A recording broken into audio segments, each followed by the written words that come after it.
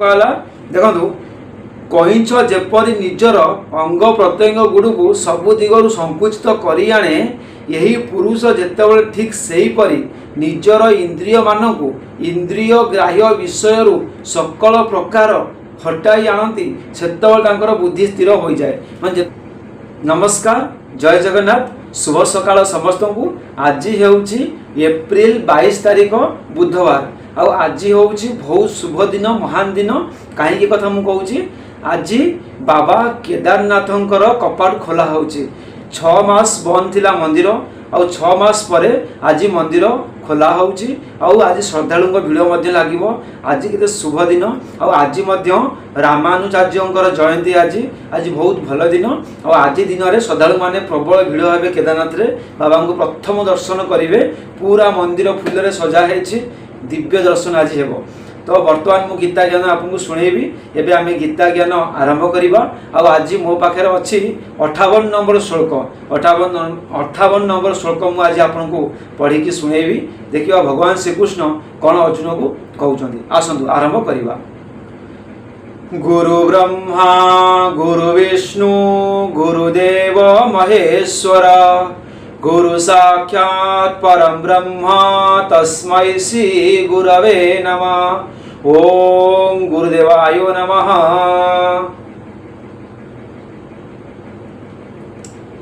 एबे आमे गीता ज्ञानर 58 नंबर श्लोक पढ़िबा। देखिबा कौन लेखा हेछि। आसंतु।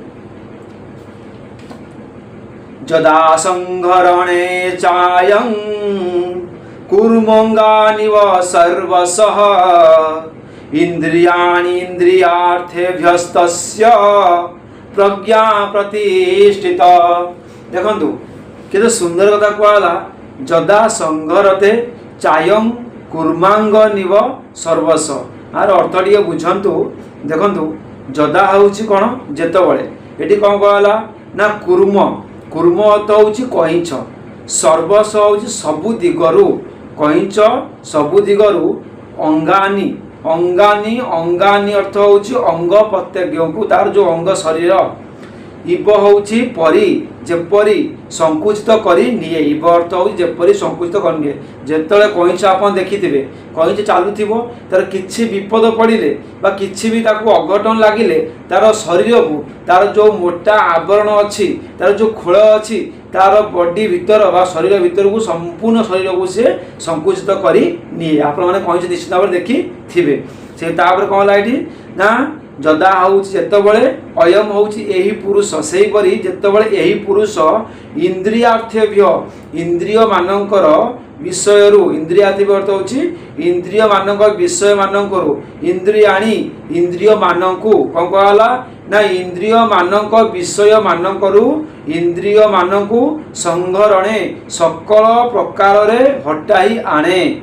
सेतबळे तस्य तस्य होउची तार प्रज्ञा होउची बुद्धि प्रतिष्ठिता स्थिर अटे बोली जान। देखंतु गोटे कथा होउची कहला। देखंतु कहिंछ जेपरी निजर अंग प्रत्यंग गुड़ को सबु दिगरु संकुचित करी आणे यही पुरुष जेतेबेले ठीक सेहीपरि निजर इंद्रिय मानकु इंद्रिय ग्राह्य विषय सकल प्रकार हटाई आणती सेतेबेले तांकर बुद्धि स्थिर हो जाए। माने जेतेबेले आम मन आमर मन गोटे इंद्रिय जेतेबेले आम मन खराब दिग को जाउची बा नेगेटिव चिंता को जाउची बा नेगेटिव जिनस भाविबार आमे लागुचंती सेही समय रे आमे मन को कौन करिबा से नेगेटिव रु हटेकी पॉजिटिव लगेबा। गोटे खराब दिग आड़ू आम भावना जाउची से भावना को आमे तुरंत हटेकी भल दिगे लगेबा। तो एटा एई कथा कहउचंती भगवान श्रीकृष्ण। जेतेबेले एई कामटी आमे करि परिबा ताहाले आमर बुद्धि निश्चित भाव में स्थिर होई जीवो। तापर प्रश्न कोन आसिला ना इंद्रिय ग्राह्य विषय मानकरु इंद्रिय मानकु कहिंछ परी सकल प्रकार हटा आनिबा अर्थ कोन ना कहिंछ जेपरी निजर अंग प्रत्यंग गुड़ को सबु दिगरु संकुचित करी आनी स्थिर हो जाए। समाधि रे स्थित योगी द्वारा सेही परी बस होई जिवा ବଶ ହୋଇଥିବା ଇନ୍ଦ୍ରିୟମାନଙ୍କର ବୃତ୍ତିକୁ ସକଳ ବିଷୟରୁ ହଟାଇ ଆଣିବା, କୌଣସି ବି ଇନ୍ଦ୍ରିୟକୁ କୌଣସି ବି ଭୋଗ ଆଡ଼କୁ ଆକର୍ଷିତ ହେବାକୁ ନ ଦେବା ଏବଂ ଇନ୍ଦ୍ରିୟମାନଙ୍କରେ ମନ ଓ ବୁଦ୍ଧିକୁ ବିଚଳିତ କରାଇବାର ଶକ୍ତି ରହିବାକୁ ନ ଦେବା ହିଁ କଇଁଛ ପରି ଇନ୍ଦ୍ରିୟ ଗ୍ରାହ୍ୟ ବିଷୟରୁ ଇନ୍ଦ୍ରିୟମାନଙ୍କୁ ହଟାଇ ଆଣିବା। ବାହାର ପଟୁ ଇନ୍ଦ୍ରିୟମାନଙ୍କର ଦ୍ୱାରପଟ ରୁଦ୍ଧ କରିଦେଇ ଇନ୍ଦ୍ରିୟମାନଙ୍କୁ ସ୍ଥୂଳ ବିଷୟରୁ ଦୂରେଇ ଆଣିଲେ ବି ଇନ୍ଦ୍ରିୟମାନଙ୍କର ବୃତ୍ତିମାନେ ବିଷୟ ଆଡ଼କୁ ଦୌଡ଼ନ୍ତି। ତେଣୁ ସାଧାରଣ ମନୁଷ୍ୟ ସ୍ୱପ୍ନରେ ଏବଂ ମନୋରାଜ୍ୟରେ ଇନ୍ଦ୍ରିୟଙ୍କ ଦ୍ୱାରା ସୂକ୍ଷ୍ମ ବିଷୟ ଗୁଡ଼ିକୁ ଉପଭୋଗ କରି ଚାଲେ। ଦେଖନ୍ତୁ ଭିତରେ ଭିତରେ ସୂକ୍ଷ୍ମ ଇନ୍ଦ୍ରିୟ ମାନେ ଆମେ ସିନା ବାହାରେ ସିନା ଦେଖିପାରିବାନି, କିନ୍ତୁ ଆମ ଭିତରେ ଭିତରେ ସୂକ୍ଷ୍ମ ଇନ୍ଦ୍ରିୟକୁ ଆମେ ଭୋଗ କରି ଚାଲିବା, ସେଇଟା ବି ଆମ ପାଇଁ କ'ଣ ଅତ୍ୟନ୍ତ କ୍ଷତିକାରକ। ତାପରେ ଏଠାରେ ସର୍ବସ୍ୱ ପଦ ବ୍ୟବହାର କରି ଏହିପରି ବିଷୟ ଭୋଗରୁ ଇନ୍ଦ୍ରିୟଙ୍କୁ ସର୍ବଥା ହଟାଇ ଆଣିବା କଥା କୁହାଯାଇଛି। ସମ୍ପୂର୍ଣ୍ଣ ଭାବରେ ବିଷୟରୁ ଇନ୍ଦ୍ରିୟକୁ ଆମେ ହଟାଇ ଆଣିବା।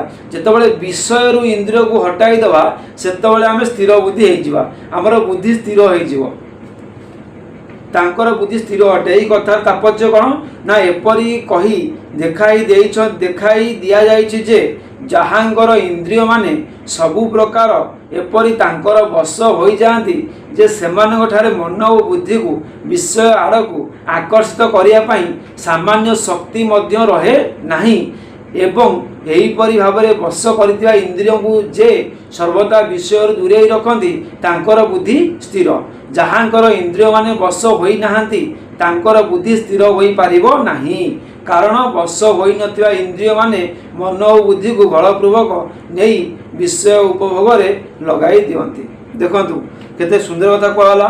ଯାହାଙ୍କର ମନ କ'ଣ କୁହାଗଲା, ଯାହାଙ୍କର ବୁଦ୍ଧି ସ୍ଥିର ହୋଇନାହିଁ ଯାହାଙ୍କର ବୁଦ୍ଧି ସ୍ଥିର ହୋଇନାହିଁ ତାଙ୍କର ମନ କ'ଣ କରେ ନା ଜବରଦସ୍ତି ଇନ୍ଦ୍ରିୟକୁ ନେଇ ବିଷୟରେ ଲଗେଇ ଦିଏ।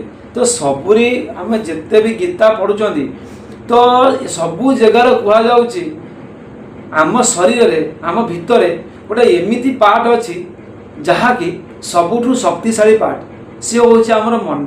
ଆଉ ଆମର ମନକୁ ଆମେ କେମିତି ନିୟନ୍ତ୍ରଣ କରିବା? ମନକୁ ଯଦି ଆମେ ନିୟନ୍ତ୍ରଣ ନ କରିପାରିଲେ ତାହେଲେ ଆମ ଜୀବନ ନଷ୍ଟ। ସବୁବେଳେ ବିଷୟରେ ଆମେ ଚିନ୍ତନ କରିକି ଆମ ଜୀବନଟା ନଷ୍ଟ କରିଦେଉଛନ୍ତି।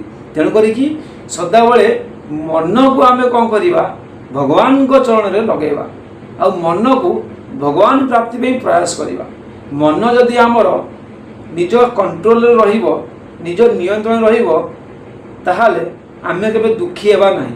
ଆଉ ମନ ଯଦି ଆମ ନିୟନ୍ତ୍ରଣରେ ନ ରହିବ ଆମେ ଜୀବନ ସାରା ଦୁଃଖରେ ହିଁ ବଞ୍ଚିବା। ତ ଆଜି ଗୀତା ଜ୍ଞାନର ଦ୍ୱିତୀୟ ଅଧ୍ୟାୟରେ ଆଜି ଆପଣଙ୍କୁ ମୁଁ 58 ନମ୍ବର ଶ୍ଲୋକ ଶୁଣେଇଛି। ତ ଏଇଠି ମୋତେ ସମୟ ଇସାରା କଲାଣି, ଆପଣଙ୍କଠୁ ବିଦାୟ ନେବି। ପ୍ରତ୍ୟେକ ଦିନ ଆମେ ଗୋଟେ ଶ୍ଲୋକ ଶୁଣୁଛନ୍ତି ଆଉ ଗୋଟେ ଶ୍ଲୋକ ବ୍ୟାଖ୍ୟା କରୁଛନ୍ତି। ଭଗବାନ ଶ୍ରୀକୃଷ୍ଣଙ୍କର ମୁଖାରବିନ୍ଦ ଅମୃତବାଣୀକୁ ଆମେ ପାନ କରୁଛନ୍ତି। ତ କାଲି ପୁଣି ଦେଖା ହେବା ଗୀତା ଜ୍ଞାନରେ 59 ନମ୍ବର ଦୋହା ସହିତ।